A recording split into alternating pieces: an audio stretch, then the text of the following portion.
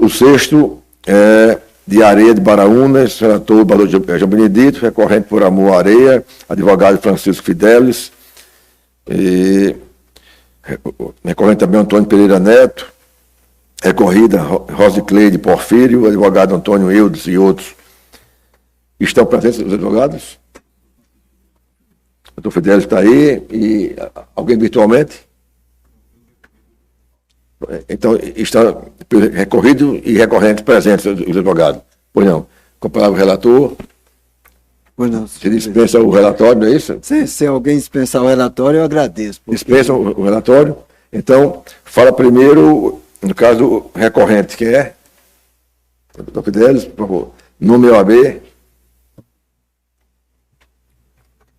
Francisco Assis Fidelis de Oliveira Filho, OAB PB 14839, pelo recorrente.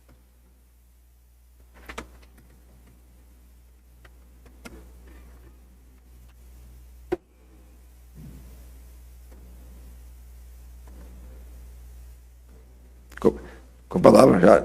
Senhor presidente, muito bom dia. Senhor relator, desembargador João Benedito, e a todos saúdo aqui desejando um excelente bom dia. Doutor André, em nome dos servidores, e eu, doutor Meireles, aqui em nome da advocacia. Senhor presidente, senhores desembargadores, hoje esse processo traz um questionamento bem simples. Bem simples. 50 mil reais foram entregues em uma casa de eleitores e de pessoas que participam num pleito eleitoral ativamente, historicamente é sabido disso. 50 mil reais. Vou contextualizar. De início, essa AGE foi ajuizada com uma prova absolutamente inconteste. Uma gravação de um vídeo onde os candidatos cooptaram uma família de eleitores para que eles não só votassem na sua legenda, como também trabalhassem naquela campanha. E a negociação, segundo as próprias testemunhas, ventilou em 50 mil reais. E contratação depois, caso houvesse a vitória, que houve, a contratação de caminhões e de tratores pela prefeitura. 50 mil reais. E aí o que acontece? Durante a instrução da AGE, foi reclamado que essa gravação seria ilícita e que foi determinado pelo juiz de primeiro grau, o desembargador João Benedito, o desentranhamento desse vídeo dos autos. Acontece que essa pergunta ainda não foi respondida, desembargador Euler. Esses 50 mil reais, que foi confesso, é um fato confessado, certo? A defesa diz, não, foi entregue 50 mil reais, em duas parcelas. E a justificativa, desembargadora Helena, minha eterna professora, a justificativa é de que haveria uma vaquinha pela população para custear um tratamento de saúde daquela pessoa que estava recebendo os 50 mil reais, desembargador Kelps. 50 mil reais. Sabe o que é engraçado? Essa cirurgia aconteceu no Hospital Metropolitano, no hospital público. Sabe o que é interessante também, desembargador Euler? É que não há prova da existência dessa vaquinha. 50 mil reais. Quer dizer que abriu uma vaquinha de uma hora para outra por 25 mil reais. Está aqui a primeira parcela, 25 mil reais da vaquinha. As testemunhas de defesa, elas são contraditórias. E elas são omissas e elas não conseguem dizer quem organizou a vaquinha, quem pagou pela vaquinha, porque se a gente acusa e traz prova de que há um abuso de poder econômico, a defesa cabe o ônus da prova de provar de que existia essa vaquinha, desembargador Rodrigo. Existe um Pix para recebimento dessa vaquinha? Não. Alguma postagem em rede social? Não. Tem um comprovante, um recibo, um cidadão que diga, eu depositei 10 reais nessa vaquinha. Não. O que existiu aqui, desembargador João, foram duas parcelas de 25 mil reais. Esse fato é confessado nos autos. Eu vou aqui, não vou nem me adentrar tanto ao fato de que aquela gravação, aquela filmagem é lícita. Sabe por quê, desembargador Márcio Murilo? Porque na frente da porta, está lá, tem uma placa enorme, está nos autos, tem uma placa enorme dizendo assim, sorria, você está sendo filmado. Semana passada o TRE julgou uma ação absolutamente idêntica a essa. Eram câmeras de vigilância. Não era uma mini câmera escondida num cômodo. Não era uma gravação clandestina. Não, era uma câmera de segurança. E outra, ainda existia o aviso. Está nos autos. Tem uma prova lá dos candidatos e das testemunhas de frente para casa. E está lá a plaquinha. Sorria, você está sendo filmado. Então o que acontece? Não vou nem tratar disso nesse momento. Sabe por quê? Porque as próprias testemunhas da acusação, elas dizem que a tratativa foi para compra de votos. Eu não vou falar aqui do 41A, que de fato a AGE foi ajuizada antes das convenções partidárias. Mas vamos falar do artigo 22, do abuso de poder. E a sentença, ela é absolutamente omissa em relação a isso. Ela não se dedica a enfrentar o problema da existência de 50 mil reais. De onde vem esse dinheiro? Ah, da vaquinha. Onde danado essa vaquinha foi brejar, meu Deus? Não tem um cidadão que tenha comprovado que depositou R$1 nessa vaquinha, desembargador João. As minhas testemunhas de defesa sabem dizer quem foi que organizou a vaquinha. Mas aí, coincidentemente, um candidato a prefeito que está com esse dinheiro e vai levar para esse eleitor. E outra, não foi pingado, que uma vaquinha, eu desconheço uma vaquinha que abra em um instante e receba R$25 mil de uma hora para outra. E aí depois, mais R$25 mil. O que aconteceu foram 2 encontros, na verdade 3. O primeiro de negociação, restou-se infrutífero, depois o segundo, e aí vem o pagamento. O acordo, R$50 mil dividido em 2 prestações. Está lá no vídeo, que consideramos e refutamos absolutamente ilícito, porque não foi uma gravação clandestina. Existe uma placa lá, absolutamente visível a qualquer cidadão, desembargador João. Este ambiente está sendo monitorado. Sorria, você está sendo filmado. O que bastava para comprovar que essa gravação é lícita? Só bastava, talvez, um diretor dizer: luz, câmera, ação. Está gravando. Não existe isso, pelo amor de Deus. A câmera lá é ostensiva. Existe uma placa avisando. O que justifica mais isso? Qual seria mais necessário para comprovar a licitude dessa gravação? E a pergunta que não quer calar: de onde veio os R$50 mil? E para que serviu os R$50 mil? Porque o tratamento foi no hospital público. Então, cai por terra a alegação de que seria para custear um tratamento de saúde, porque a cirurgia na coluna desse cidadão foi feita no hospital metropolitano. E a vaquinha? Até hoje ninguém sabe por onde anda essa vaquinha. Então, excelências, sendo aqui bem objetivo aqui em respeito ao horário também da desembargadora Helena, que foi avisado desde a última sessão de que ela teria um compromisso e teria que sair às 11, então não vou usar todo o meu tempo e vou pedir total provimento do recurso para anular e subsidiariamente dar provimento ao recurso para julgar procedente por abuso de poder econômico comprovadamente constante nos autos. É o que se requer. Muito obrigado. Obrigado, excelência. Doutor Duvita, puder também economizar o tempo, se puder só.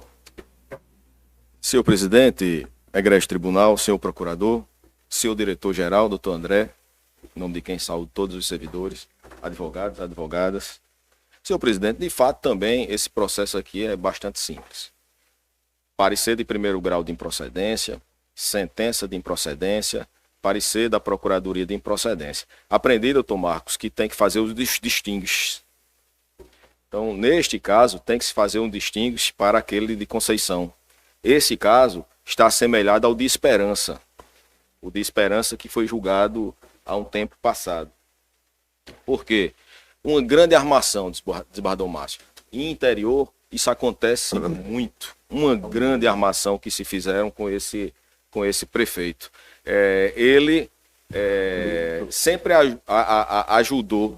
Esse cidadão, ele convidou o prefeito, estava doente da coluna, veja a maldade humana. Cidadão doente, um problema de coluna, olha a maldade desse cidadão. Aí o prefeito, aí vai a prefeitura. Me dê ajuda pela prefeitura. Se fosse a compra de voto, doutor Marco, a experiência diz, o prefeito tinha dado lá, pago com a prefeitura.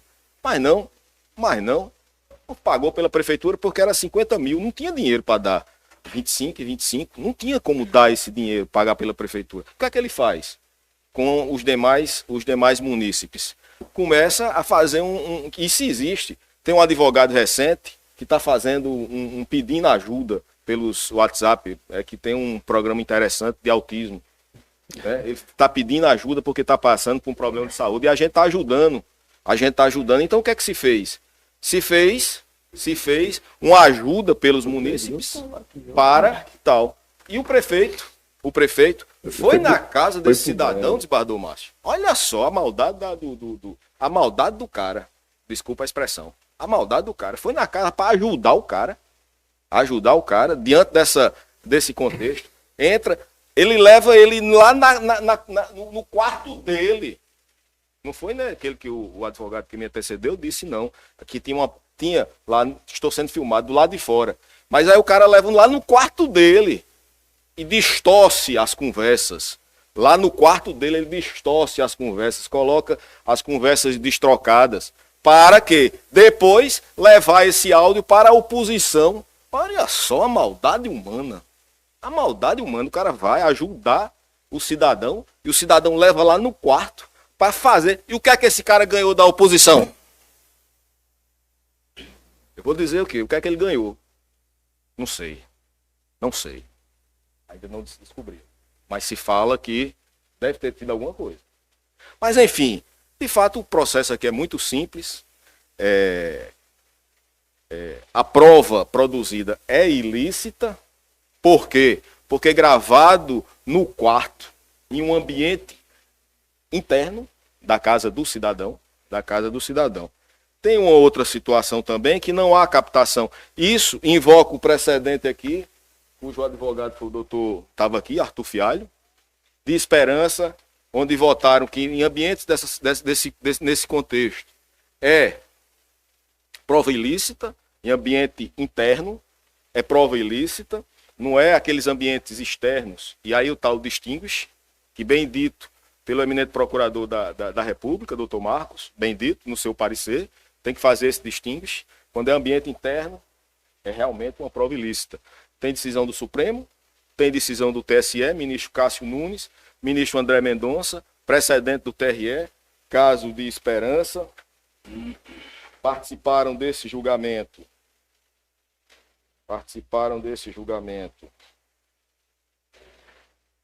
os doutores Silvanildo, Rodrigo Clemente, Kelps, Roberto Dó, sustentação oral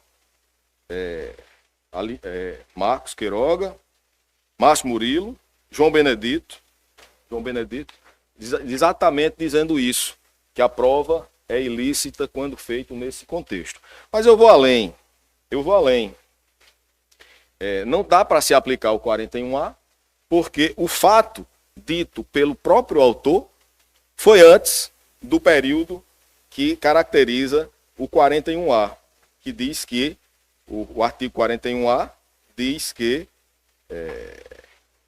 tem um período, e essa suposta conversa foi antes do período proibitivo do 41A, que caracteriza o 41A. Então também não há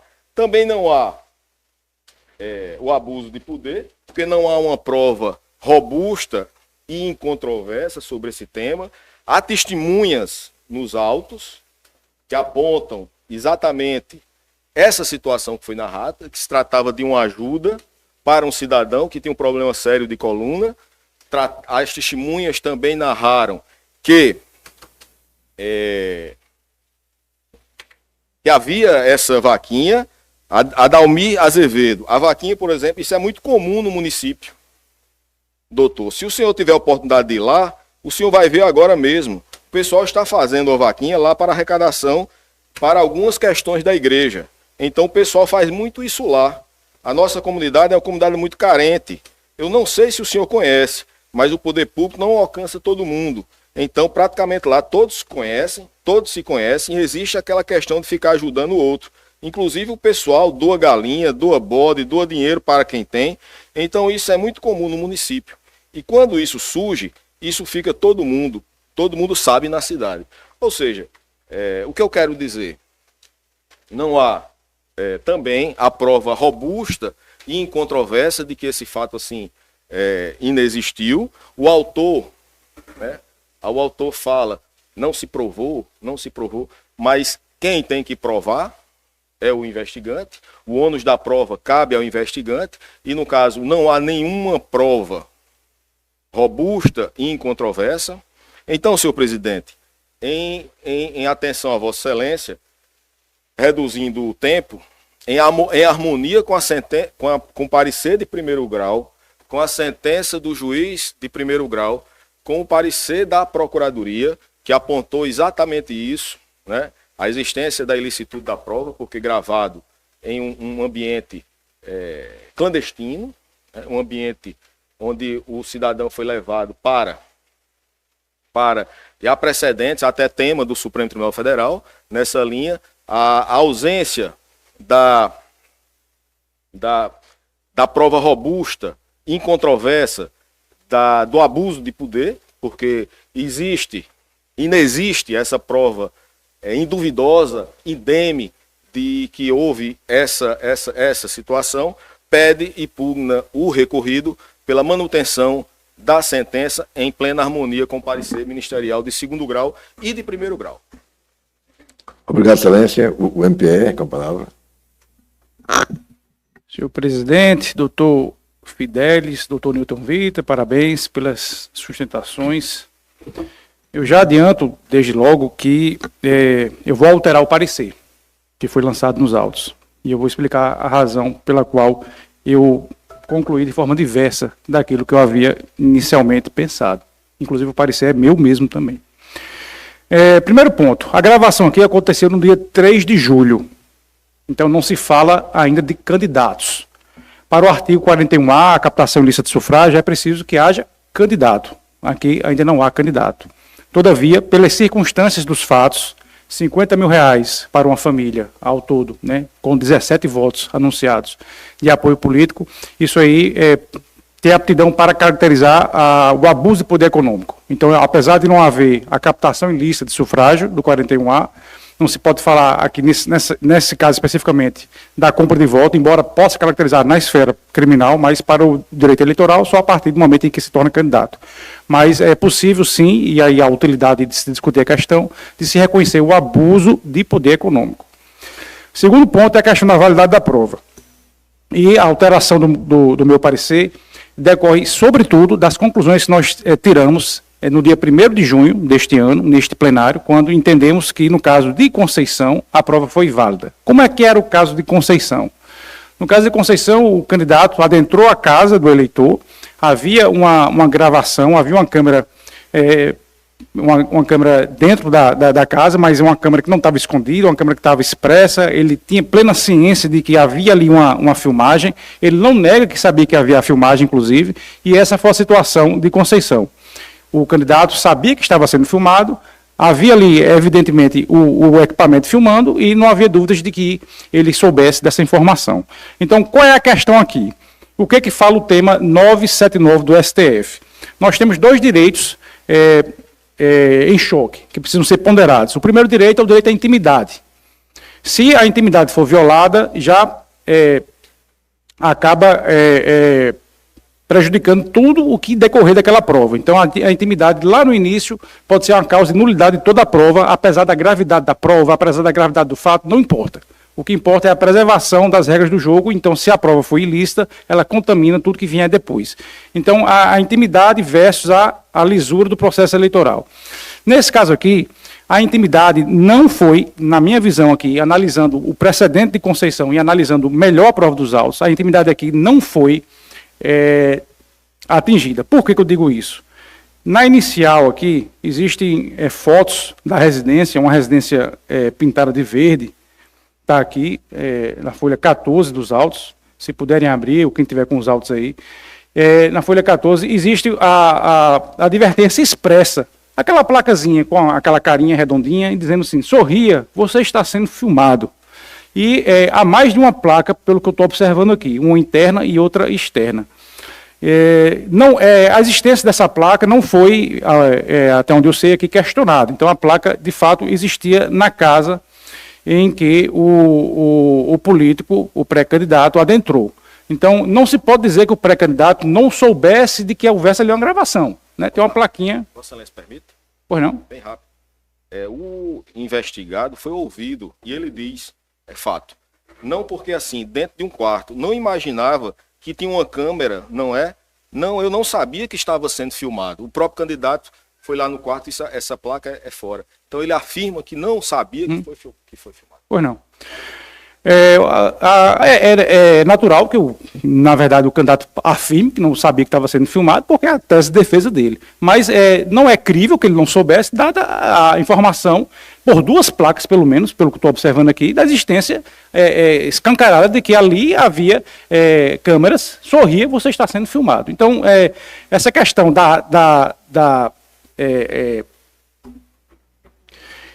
expectativa de que não houvesse gravação, a expectativa por parte do candidato de que ali não era um ambiente cujos registros estavam correndo, não existe, porque existia uma placa expressamente afirmando que ali haveria uma gravação. Então, eu retiro, portanto, a natureza clandestina da gravação, dada esse aviso expresso, e eu entendo que são casos semelhantes, são situações que se aplicam o mesmo princípio, o mesmo raciocínio do caso de Conceição. Não havia aqui clandestinidade suficiente, não havia aqui expectativa de privacidade por parte do candidato, tendo-se visto esse aviso de que dentro da casa havia câmeras. Quando existe o aviso, não tem dizendo, Sorriso está sendo filmado apenas na sala, Sorriso está sendo filmado apenas aqui no terraço. Não, Sorriso está sendo filmado. Então é um aviso, me parece que é um aviso amplo e restrito de que naquela casa ali havia uma gravação. E tendo ele adentrado na casa, ele consente que a sua imagem seja gravada, já que houve um aviso prévio. Então me parece aqui que não há uma clandestinidade suficiente para tornar essa prova ilícita e, portanto, deve ser afastado o tema 979 do STF nessa situação aqui. Há uma renúncia à expectativa de privacidade. Perfeito aqui. Então, eu entendo em afastar o tema e entender que a prova, sim, é uma prova válida, seguindo os parâmetros e seguindo o precedente aqui do caso de Conceição.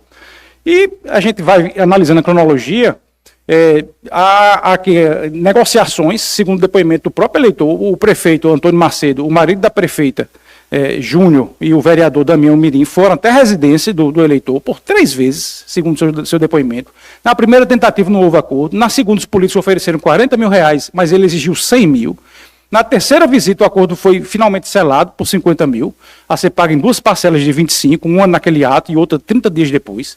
O prefeito chegou a frisar que o montante seria dividido, 25 mil de um vereador e 25 mil o prefeito. Além do dinheiro vivo, a corrupção envolveu a promessa de doação de um trator para a associação local, um contrato de 50 mil para que este trator prestasse serviço à prefeitura e a oferta de empregos na prefeitura para os familiares de Vanderlei, garantindo 4 anos seguros, segundo essa expressão do diálogo. E essa prova que se questiona a validade, essa prova videográfica, esse vídeo, gravado no dia 3 de julho, está expresso nos autos, minuto a minuto.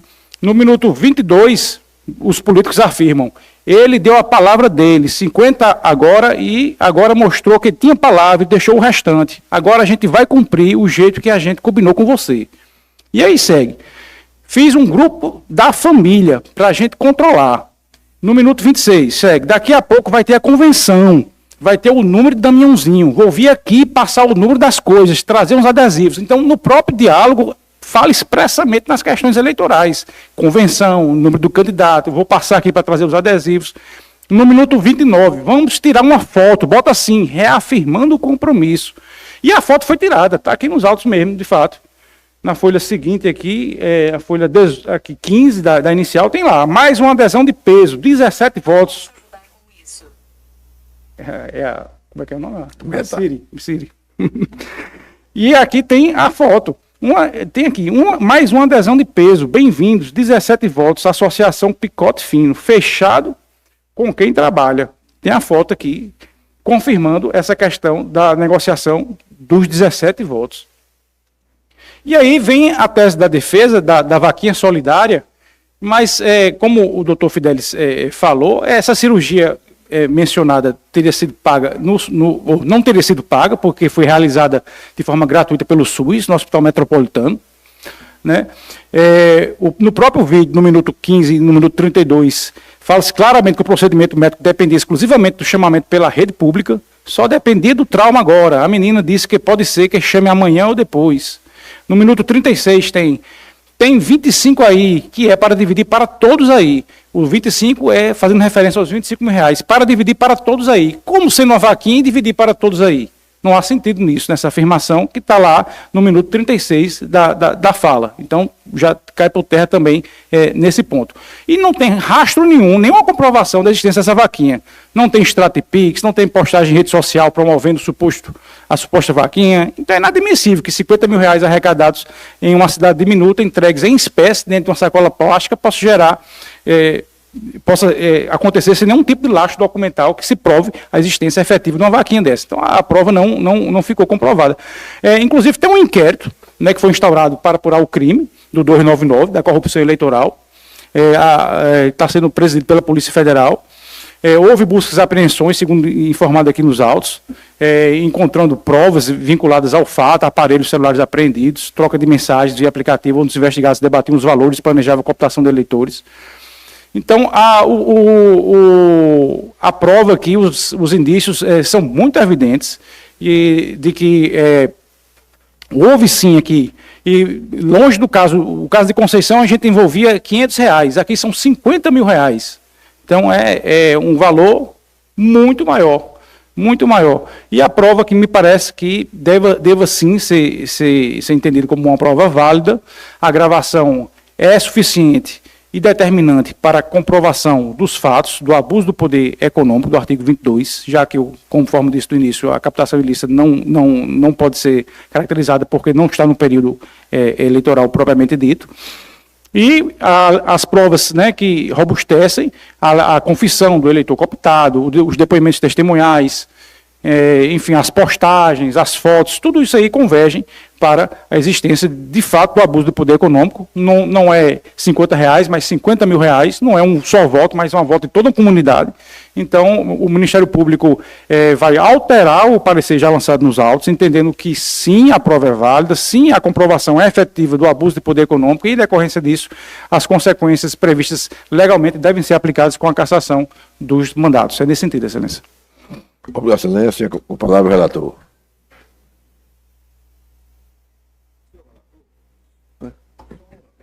Questão de fato? Bem rápido. É questão de fato? Questão de fato. Sim. Questão de fato. Permite, senhor Não, presidente? claro. O próprio autor, José Vanderlei, da ação, ele confessa que as partes não sabiam da gravação. Eu vim a público, ele fala. Porque houve boatos lá que se tivesse alguma filmagem, o prefeito tinha dito que mandaria me matar. O próprio autor confessa que o investigado não sabia dessa gravação. Questão de fato.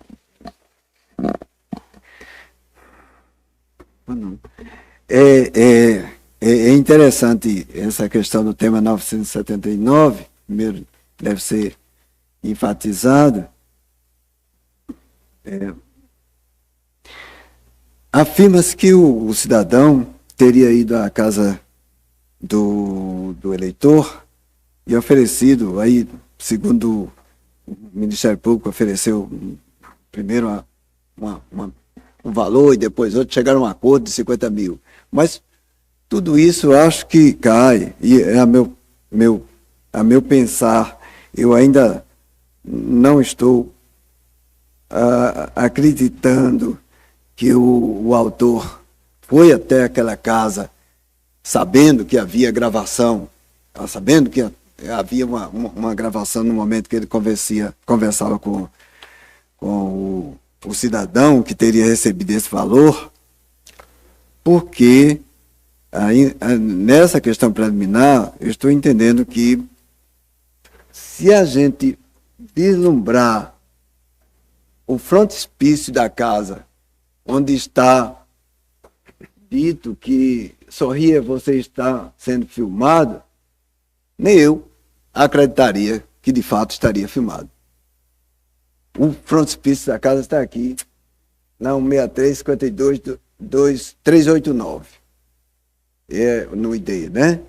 Existem 3 fotografias. Eu destaquei uma delas e vi a placa. Numa casa tão modesta, tão simples, que eu acho, se eu chegasse a essa casa aqui e visse essa... Eu ia dizer que foi uma criança que botou lá esse negócio só para ficar bonito na frente da casa. Eu, de sã consciência, ninguém acreditaria que isso aqui realmente seria uma verdade. Eu não acredito. Não dá para acreditar. Quem viu o frontispício da casa aqui, não vai acreditar que isso é verdade. Então, eu estou ainda mantendo, para não me alongar, mantendo o entendimento do tema 979, que eu destaquei aqui, no sentido de que,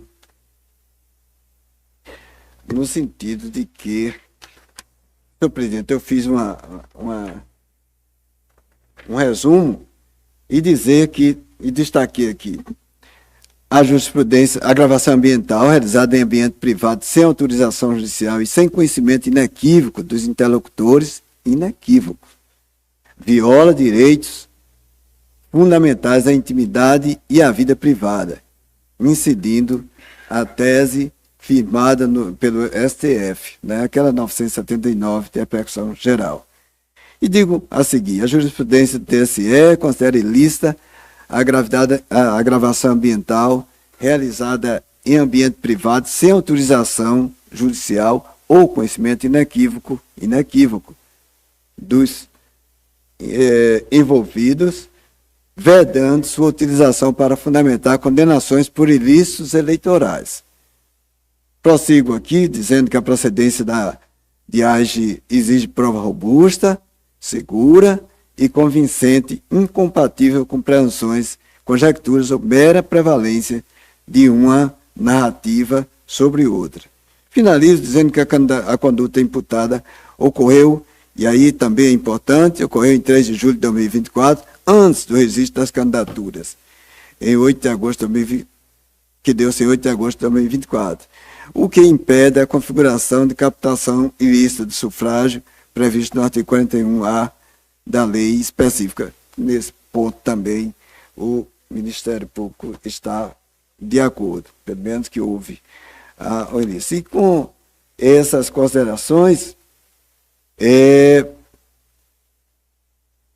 eu estou dizendo, presidente, que a fragilidade do acervo probatório ilícito e a ausência de demonstração concreta de repercussão relevante sobre o equilíbrio do pleito afastam a configuração do abuso do poder econômico. E digo que eu estou desprovendo, e aqui em harmonia parcial, no caso, porque o Ministério Público alterou em harmonia parcial com o parecer do Ministério Público. Eu vou colocar. Se o presidente barra do relator não me permite, é uma questão de fato. Seria bem objetivo. A placa ela não serve, pelo elemento do tipo, ela não serve para convencer. Ela serve para avisar. Mas aí não, aí você... eu estou só dizendo assim que a lei prevê, ela prevê ciência inequívoca. Só isso. Obrigado. Não é matéria de fato, está contestando a interpretação do relator. Vereador Euler, como vota? Eu peço vista, até para me interar sobre a jurisprudência da Corte. Eu peço vista. Demais, aguarda ou alguém quer votar? Vereadora Helena, aguarda. Eu tenho... Então, após o voto do relator que negar provimento ao recurso, pediu vista do vereador Euler, os demais aguardam. Eu tenho uma proposta de suspender essa sessão e já abrir a próxima sessão, que temos quórum completo, para a vereadora Helena poder votar. Parece que há um processo, é esse, de quórum completo? 2, mas são rápidos. Não há defesa oral, tem um embargo. Então, eu suspendo essa sessão e abro